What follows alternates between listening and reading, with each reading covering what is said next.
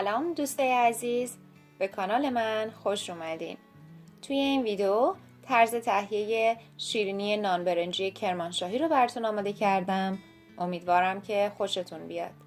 مواد لازم: آرد برنج نرم 250 گرم، کره 120 گرم، پودر قند 100 گرم، زرده تخم مرغ 1 عدد، گلاب 2 قاشق غذاخوری، زعفران دم کرده 2 قاشق غذاخوری و تخم خرفه برای تزیین.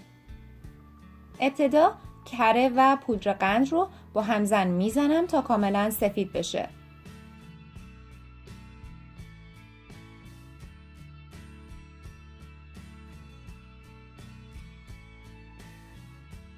حالا زرده تخم مرغ رو اضافه می کنم و میزنم تا کاملا مخلوط بشن.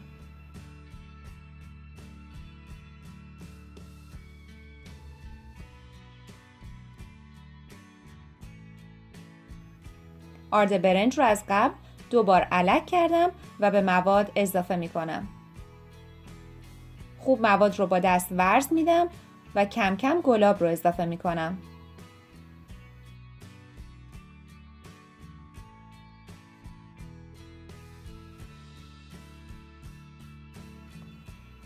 خمیر رو به 2 قسمت تقسیم کرده و 1 قسمت اون رو با زعفران مخلوط می کنم.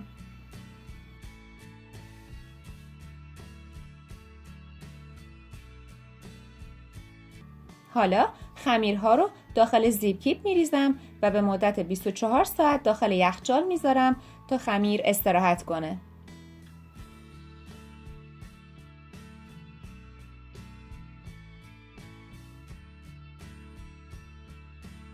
الان 24 ساعت گذشته و من 3 ساعت قبل خمیر رو از یخچال بیرون گذاشتم تا با محیط همدما بشه. دوباره خمیر رو خوب ورز میدم و از مواد به اندازه 1 گردوی کوچیک بر میدارم، تو دستم گرد میکنم و اون رو داخل سینی فر میذارم.